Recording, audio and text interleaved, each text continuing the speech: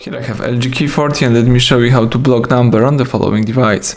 So at the very beginning, let's start by using the home screen. Let's open the phone's dialer.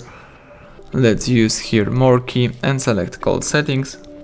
Here you can choose common and choose call blocking and decline with message. So here you can block numbers right here by tapping block numbers, and you can add some number to block. You can choose it from the contacts, from call logs, or from new number. Let me enter the new number. Let's enter some number and tap block. So this number will be blocked. You can of course remove the number from the blacklist right here, tap remove. You can also go back, and as you can see, you can reject all calls from private numbers. It could be really useful, or you can also use the digit filter, so you can add some filter right here to match some conditions. Basically that's it. Everything went well. Thank you for watching. Please subscribe our channel, leave thumbs up under the video.